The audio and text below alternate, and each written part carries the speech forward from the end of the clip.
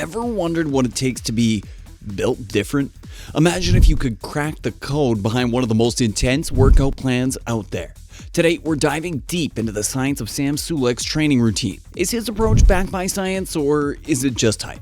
Stick around because we're breaking down the good, the bad, and the unexpected in Sam's workout strategy. Whether you're looking to enhance your own routine or just curious about what makes him stand out, this video has got you covered. So let's get into it. Sam Sulek's workout routine is nothing short of intense. This year alone, he's completed 460 sets, distributing his efforts across various muscle groups. Here's a quick breakdown. 15% of his sets were for his chest. This equates to about 69 sets focusing on different exercises like bench press, incline press, and chest flies to target various parts of the pectoral muscle. 20% for his back. So with 92 sets dedicated to back training, Sam incorporates exercises such as pull-ups, rows, and deadlifts to develop both width and thickness in his back. 16% for his biceps, approximately 74 sets, including curls of various types, hammer curls, barbell curls, etc., to ensure complete bicep development. 11% for his quads. This is about 51 sets, featuring exercises like squats, leg presses, and lunges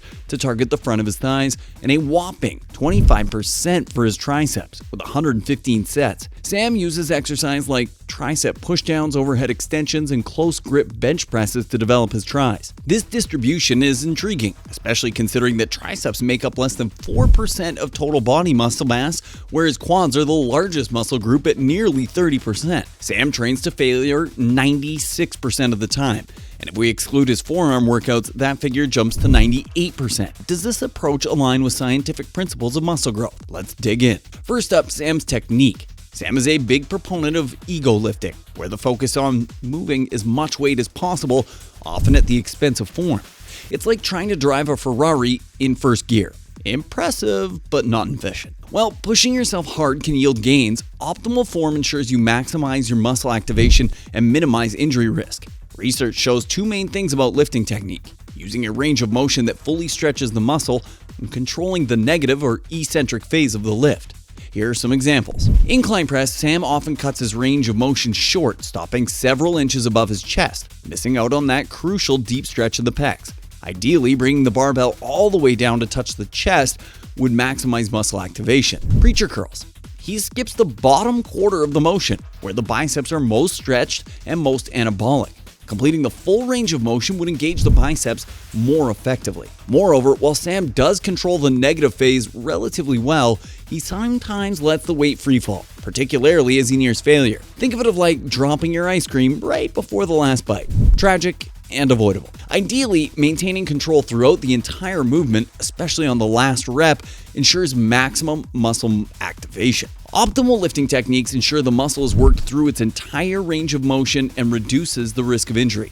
Improper form can place undue stress on joints and tendons, potentially leading to chronic injuries that can hinder long-term progress. For instance, not fully extending or contracting during lifts can result in muscular imbalances and joint issues over time. To correct these issues, Sam could benefit from incorporating more form-focused sessions into his routine, perhaps dedicating a day to practicing lifts with lighter weights to perfect his technique.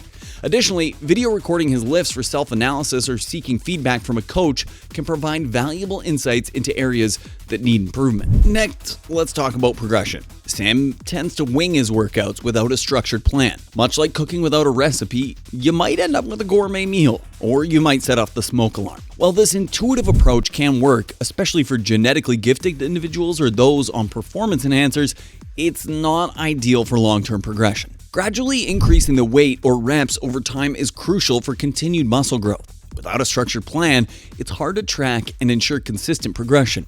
For instance, keeping a logbook of workouts can help track progress and identify when it's time to increase the weight or reps. A lack of structured progression can lead to plateaus where progress stalls. Progressive overload is a fundamental principle in strength training, requiring a systematic increase in the demands placed on the body to continue making gains.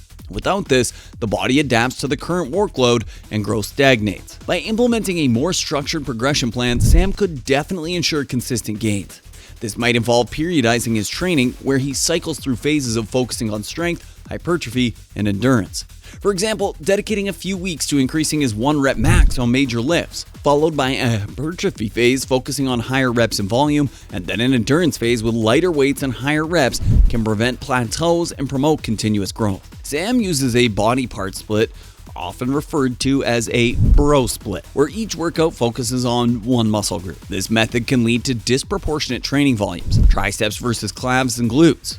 Sam has completed 113 sets for his triceps, but only 9 for his calves and 6 for his glutes. This imbalance can cause certain muscle groups to lag behind. Research suggests that spreading volume more evenly across multiple sessions can be more effective for muscle growth.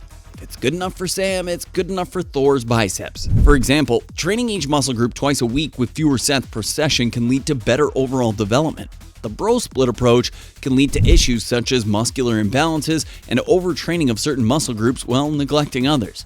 Overemphasizing smaller groups like the triceps at the expense of larger muscle groups like the legs can result in a physique that lacks symmetry and overall balance. A more balanced training split, such as an upper-lower body split or a push-pull leg split, could help distribute training volume more evenly. For instance, training the upper body one day and the lower body the next allows for more frequent stimulation of each muscle group without overloading any single session. This approach not only promotes better muscle balance, but also aids in recovery by allowing adequate rest between training sessions targeting the same muscle groups. Despite some areas for improvement, Sam's training intensity is obviously commendable. Training to failure ensures maximum muscle fiber recruitment, which is essential for muscle growth. While he might overdo it a bit, his high effort level is undoubtedly a key factor in his impressive physique. Incorporating some failure training into routines in moderation can help maximize muscle fiber activation and growth. Intensity and effort are crucial components of a successful training regimen. Sam's willingness to push himself to the limit in each workout is a significant factor in his impressive gains. Training to failure, when done correctly, can maximize muscle fiber recruitment and stimulate greater muscle growth. However, it's essential to balance this high-intensity approach with adequate recovery.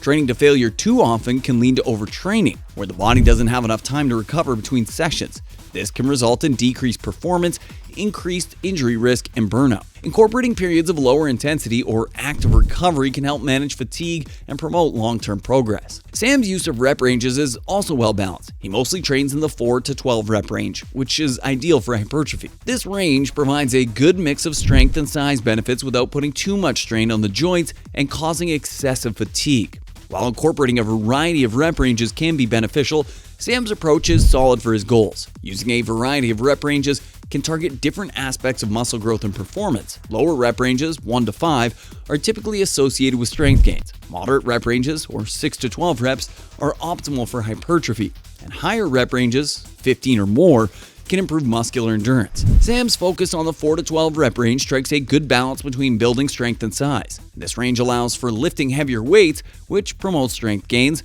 which also provides enough volume to stimulate muscle growth. To optimize his routine, Sam could periodically cycle through different rep ranges to ensure he's continually challenging his muscles in new ways. Perhaps the most crucial factor in Sam's success is his love for training.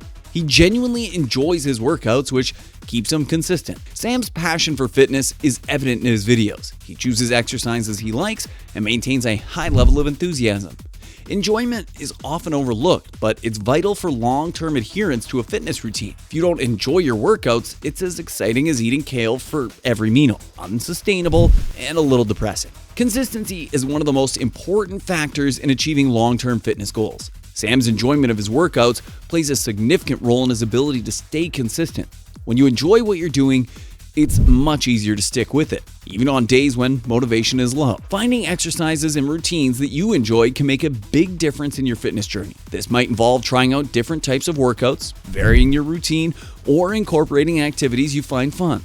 Additionally, setting achievable goals and celebrating progress can help maintain enthusiasm and motivation. Sam Sulek's workout plan has its strengths and its weaknesses. While there are areas for improvement, such as refining technique, implementing a structured progression plan, and balancing training volume, his intensity, smart use of rep ranges, and genuine enjoyment of training are commendable.